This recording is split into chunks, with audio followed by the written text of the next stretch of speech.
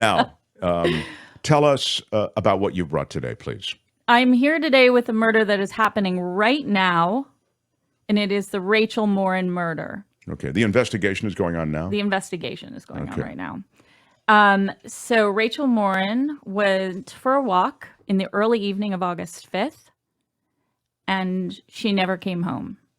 She was reported missing 11:30 that night, and her body was found the next day at 1 p.m. just off the Ma and Pa Trail in Bel Air, Maryland, right in the Baltimore area. Wow, it's where I used to go for Thanksgiving every year, Bel Air, Maryland. That's so eerie. Wow, that's so weird. Absolutely, man. That's so weird. Well, then this is closer to home than I thought.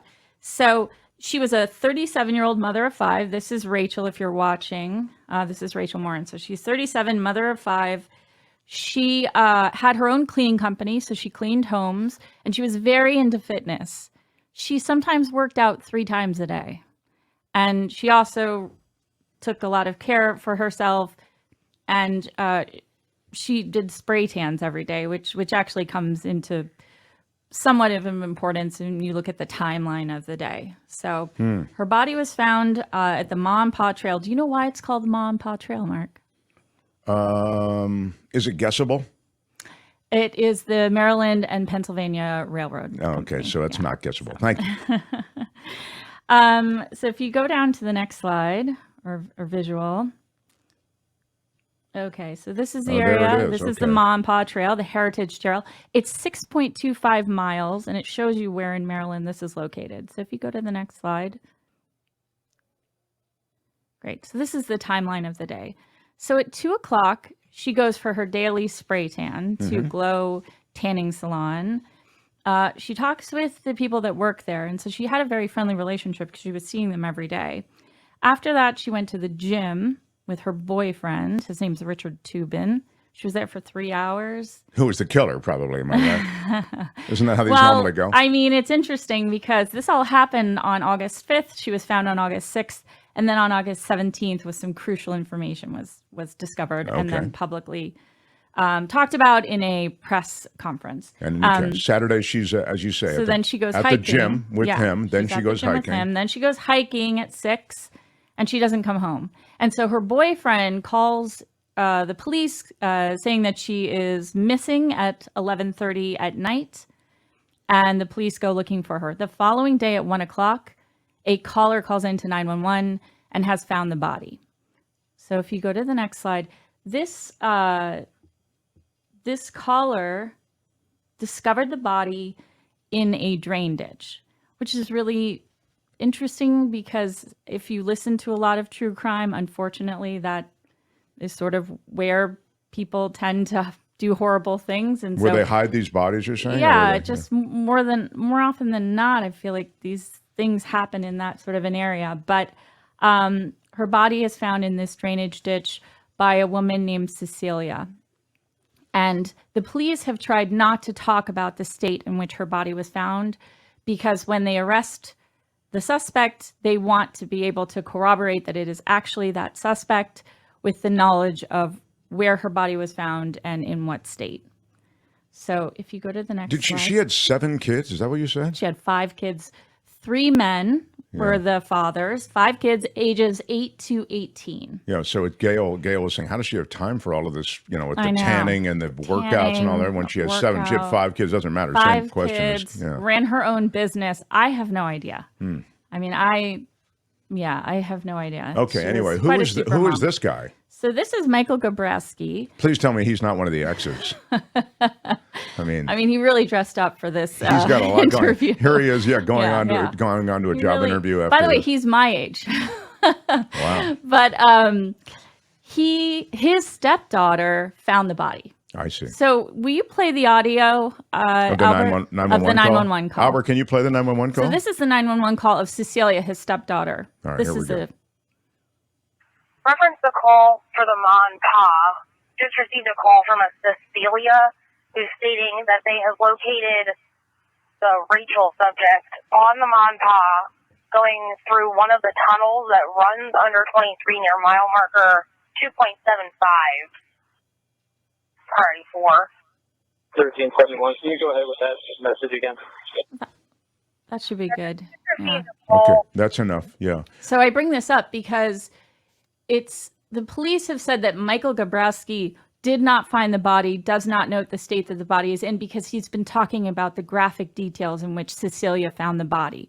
But it's very clear from the 911 call that Cecilia, his stepdaughter, was in fact the person that found the body at 1 o'clock the following day. I won't go into the details, but I'll just say that she was found without her clothes on and with severe head trauma. Okay. Almost like the person was trying to make it so that people could not identify the body. What is also interesting about that is it's alleged that the killer used a rock or a stone to actually murder Rachel, meaning it might have been a crime of opportunity and something that wasn't planned. So Michael Gabrowski. Let me just go back to what you just said. So it was this guy who we're seeing, his stepdaughter found the body, called in the 911 call, and the other part of what you were saying is that she had certain details about the body. Is that what you're suggesting? And she shared those details? Yes. And she shouldn't have shared those details. Well, he shared them and he shouldn't have. Yeah. I see. Okay. So all right. Go ahead. He shared them. The reason being is it's private to the family, obviously, who are grieving at this time, but also it hinders and creates issues with the investigation. Right. So, but he has gone on many interviews talking about how they find the body. You know, he is search and rescue. So he was the one that came up with the idea to look inside of the drainage pipes. Oh, I see. So he actually maybe knows what he's talking about. I mean, clearly. It's not a great credibility picture that he has there exactly. going. But he didn't dress up for the interview. Right. But he might know what he's talking about because he's in search and rescue. But the police are saying they're trying to not deflect, but they're trying to discredit what he's saying by saying that he is not the one that found the body, but it was his stepdaughter. Okay, go ahead. So ahead. this is on the trail. So this is some of the remembrance that's now on the trail. People have been going. They had a walk and a run in honor of Rachel's life. If you go to the next visual. Great. So this is Rachel's boyfriend. His name is Richard Tubin. They had been dating only a couple of weeks, and they went Facebook official on August 1st. She was killed on August 5th. This post is from August 3rd, where she posted several pictures of them. So it's probably not the boyfriend is what the suggestion might be, because they were still in that place where they're both loving each other and excited about the relationship. Yes, but he has 20 prior criminal charges, including second-degree assault. And yeah. Wow. Here's the other thing so he's maybe prone to physical altercation. If you go to the next slide, not only that, he said Rachel's missing at 7 p.m. Now, I think I could be gone for 4 days and you might not notice. Yeah. Well, no, really? once the party settled down, I would call somebody. But it would be exactly. It would be anyway. I would get to it eventually. Yeah. Within months, I would definitely have called. I haven't heard from Courtney in a few days. That's the authorities. But he says she goes missing at 7. Right? She went walking at 6. But he called the police at 11:30 to say that she was missing, and he took them to her car. So he knew where her car parked. She did this walk every day. But yes, I mean, his background doesn't lend you a lot of those are two huge details. I mean, for him to make the call to the cops, I think it's self-incriminatory, isn't it?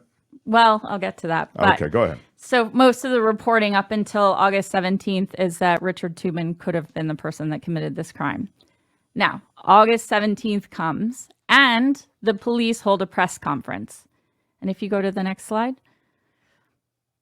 Sorry, go to the, So DNA was recovered from the body, from Rachel Morin's body, and that DNA was put into CODIS, which is a national DNA system where criminal DNA is put into a system so that you can match DNA to potential prior crimes.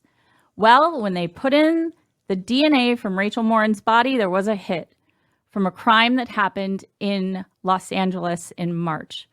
A breaking and entering in a house and a sexual assault to a minor. And this is the video of the person who perpetrated that crime. And if you don't mind playing the video. Albert, can we run it? Here we go. We are also following breaking news in Harford County. The sheriff's office says this man murdered Rachel Morin and left her body on the Ma and Pa Trail. Police say this surveillance video here, taken in Los Angeles earlier this year, shows the suspect leaving a home after assaulting a young girl during a home invasion. DNA matching the man. Okay.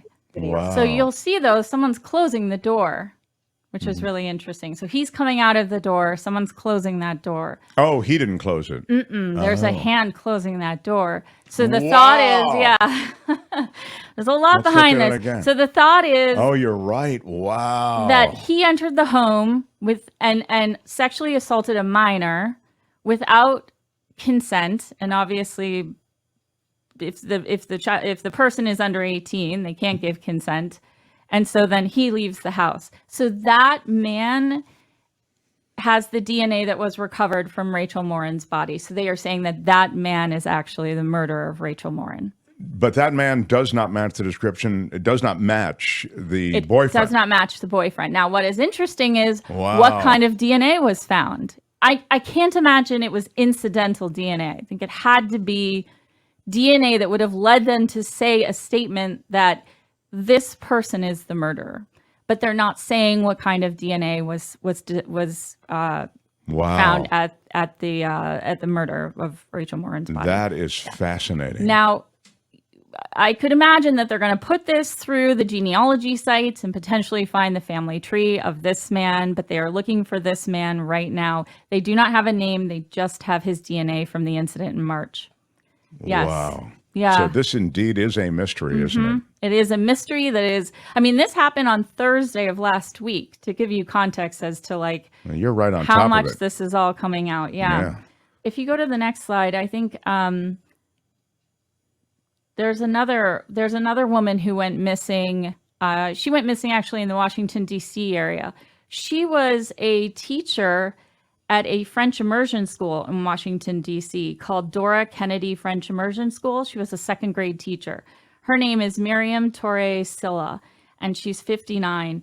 She went walking on July 29th at about 8 o'clock, and they cannot find her. And she's about 50 miles from where Rachel went missing and then ultimately was found murdered. So really interesting case. Are they connected? Are they not? But there's a lot more information. Yeah, I'm basically giving some of the details of this horrible story, but it is currently being investigated. Wow. Well, Courtney, that's really of the moment. Thank you. Yes. If you have a mystery, a true crime mystery that you'd like Courtney to follow up on, please write us. You can reach us at themarkthompsonshow@gmail.com, themarkthompsonshow@gmail.com, and we will push it on to Courtney. Courtney, thank you. Thank you for having me, Really good Mark. stuff. Yeah. Really intriguing and confusing. I mean, you think you know, and then you don't know. You know. You thought it was the boyfriend. I did. But you know what? Who knows? I mean, I don't know. I don't know what DNA they found. Right. So who's to say what happened? The boyfriend was posting a lot on Facebook and then taking those posts down, which is strange. Because like if you went missing, the first thing I wouldn't do is I would not go to social media and post, Mark's missing.